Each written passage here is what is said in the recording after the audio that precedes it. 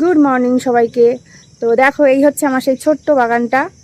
তো যেটা সকালে একবার দেখলে মনটা না আমার ফ্রেশ হয়ে যায়। তো আজ সোমবার, সবার স্কুল, মর্নিং স্কুল।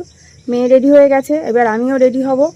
তো সারাদিন কি করি না করি দেখার জন্য ভিডিওটা কন্টিনিউ করো। এইটা হচ্ছে আমার স্কুলের ইউনিফর্ম। আমাদের এইটা পরে স্কুলে যাওয়া লাগে। তো আমি এখন ঝটপট রেডি হয়ে নিই। আমি এখন মোটামুটি রেডি হয়ে গেছি। ওর বাবাও মেয়েকে নিয়ে বেরিয়ে গেছে। মেয়ের স্কুলে যেতে আমাদের বাড়ি থেকে প্রায় বাইকে 10-12 মিনিট মতো লাগে। তো ওকে দিয়ে আবার বাড়িতে আসবে আমাকে নিতে, আমাকে দিয়ে স্কুলে দিয়ে তারপরে দোকান খুলবে ওর বাবা, আর আমি স্কুল থেকে এসে আবার দোকানে বসবো। তো বাইরে যা রোদ্দুর পড়েছে বুঝতেই পারছো, একটু সানস্ক্রিন না মাখলেই নয়। তো অর্ধেক দিন মাখা হয় না, যেদিন মনে থাকে সেদিন একটু মেখে নিই। সারাদিন যাই করো না কেন, কোথাও বেরোনোর সময় তখন ঠিক তাড়াহুড়ো না থেকেই যায়।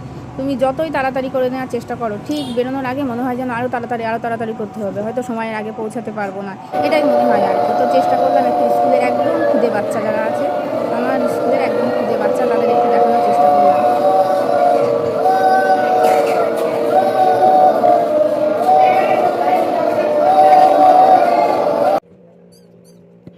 স্কুল থেকে বাড়ি এসে দেখি, দেখো আমাদের বাড়ির ছোট্ট সদস্যটা বাইরে বেরিয়েছে। এই যে বক্সগুলো রাখা আছে না, ওইটা হচ্ছে ওর ঘর, ওই ঘরের মধ্যে থাকে। ওর মায়ের 2টো বাচ্চা হয়েছে। তো একটা হচ্ছে এই যে, আরেকটা বাইরের ঘর আছে, ওখানেই থাকে। দেখেছো পুচকেটার চোখ দুটো কি সুন্দর, আর মাটা কি যত্ন করে রাখছে। মাটারও কিন্তু বয়স বেশি না, কিন্তু পুচকেটার রং দেখছি মায়ের রং পাইনি, কিন্তু সেটাই বুঝতে পারছি না। সন্ধে হয়ে গেছে, আমি দোকানে চলে এসেছি।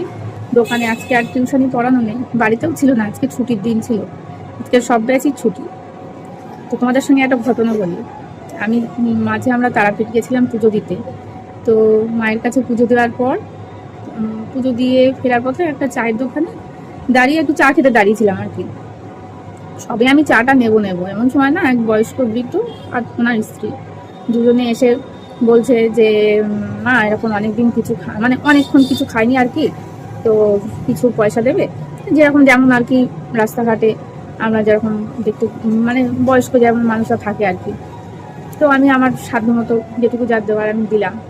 ওনারা খুব আশীর্বাদ করলেন, উনি ওনার স্ত্রী দুজনে, আমাকে, আমার মেয়েকে, আমার বরকে। ভালো কথা। এবার আমি না পেছন, ওনারা দেওয়া হয়ে গেল, ওনারা দেখলাম চলে যাচ্ছে। তো আমি পেছন ঘুরে যেই চায়ের দোকানে চাটা নিতে গেছি, তো পিছন ফিরে দেখি কি আর নেই ওনারা। চারিদিকে খুঁজলাম, ওইটুকু সময়ের মধ্যে মানে কয়েক সেকেন্ডের ব্যাপার আর কি। তো আমি কোথাও তাদের আর দেখতেই পেলাম না, মানে খুঁজেই পেলাম না আর কি। তো আমি তো একটা অবাকই হলাম।